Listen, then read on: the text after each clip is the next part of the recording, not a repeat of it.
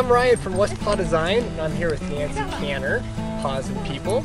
And Nancy's here to give us some helpful tips on for owners of small dog breeds. Thanks for joining us, Nancy. Yeah, this is fun. I'm just enjoying watching all the little dogs run around you. You need to treat small dogs differently than you treat large dogs. You train them the same. You play with them the same, but everything's micro. Everything's shorter sessions for shorter periods of time. And the only special consideration for small dogs is safety when you're out in public, just because of their size.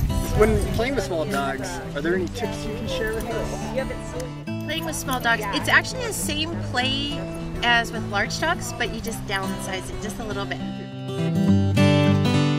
So for small dogs, we still play tug, we still play fetch, we still play frisbee, we do a lot of water sports, we do agility on small obstacles, and so it's everything, but it's just sized down just a little bit. Yeah, so it's engaging them in play with you as far as using a toy for them to interact with you. Sitting on the floor, and it's actually a little bit easier with a small dog because they're so small, your living room is a virtual playground. Are there good games to play and bad games to avoid with small dogs? Or again, is it just like is it the same as large dogs? I actually don't consider any games bad. Oh, okay. What's not appropriate is roughhousing. You don't want to roughhouse with a small dog or a large dog. Hi, Max. You don't want to roughhouse with any dogs because you teach them inappropriate handling by humans. And so what we always say is all human hands are friendly hands. And so when you're playing with the dog or you have games with the dog, it's engaging them in tug and making it a mutual holding game and having a lot of fun with it. It's a real bonding relationship game. When you play fetch with a small dog, you can do it in the hallway of your house and teach them how to run down the hallway and get a toy and then bring it back. You can play hide and seek in your house, which they absolutely love. And so it's all interactive games and it's all for relationship. New mini Hurley, as you know. I'm so excited about that. Yeah, Yay. And so I'm curious, do you suggest any games to play specifically with the mini Hurley?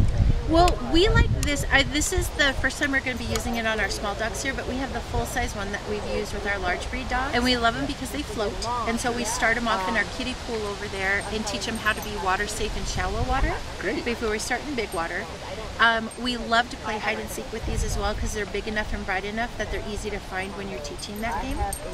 And do you do that outside or inside or both ways? And how much do you hide when you play hide and seek? That's a good question. So like in the winter time, if I'm starting hide and seek, I'll take my dog's favorite toy. Hello, Ruby. Hello.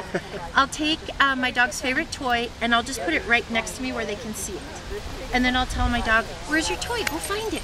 And they can see it, so it makes it really easy, so they learn the words, where is it, go find it. Great. And then as they get really good at it, then I might move it to the end of the couch, and then I might move it to a chair, and then I might move it to the hallway, and then as they really get the game, then I'll start hiding it in different rooms. When we do it outside, I want to make sure they know the game first. Okay, okay. Because there's so many distractions. You have grass and smells and other dogs and other objects and stuff.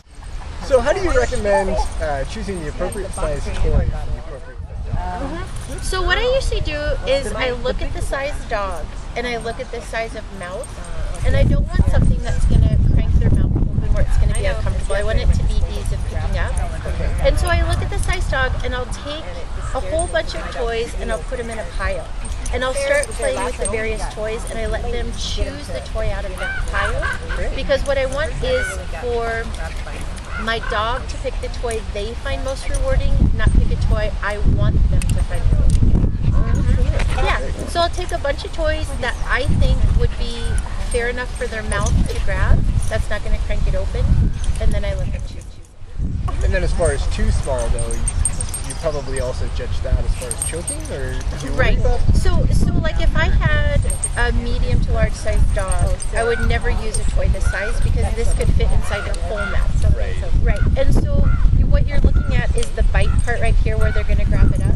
And for a lab, this would be an appetizer. Right. Yeah. And so, but for our small size dogs here today, their mouth size is really appropriate to grab right in the middle right here.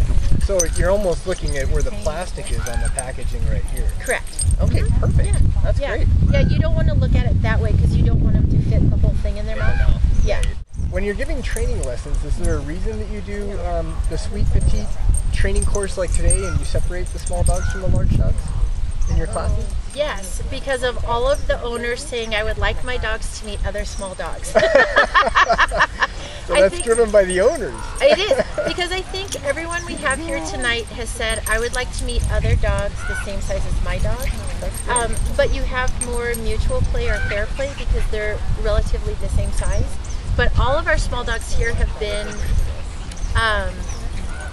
been introduced to large-sized dogs. Yeah, and so you don't want to keep them away from large-sized dogs, but for mutual play where sizes they can negotiate each other, it's kind of fun to have all the small guys together. But you don't want to never introduce them to large dogs. It's really good for them to meet all sizes. But owners feel really comfortable with common size. What other advice do you have? For small dog owners? For small dog owners. And this is what I tell all of you guys, because you're all watching, I'm going to tell you right now. Small dogs are still dogs, and you need to treat them like dogs. So when you take them places, don't feel like you need to carry them, Sarah. And that they should be able to walk on their own four paws into stores and around stores and explore trails with you safely. But they are dogs, they're just smaller dogs. And so they still need to be dogs. Like that. That's yeah, great. absolutely. That's great.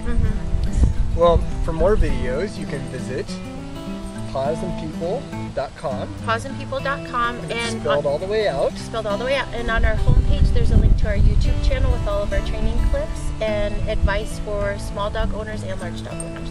It's perfect. Perfect. And if you're looking for great products, you can go to westpawdesign.com. Thanks so much. You're welcome. We love your products.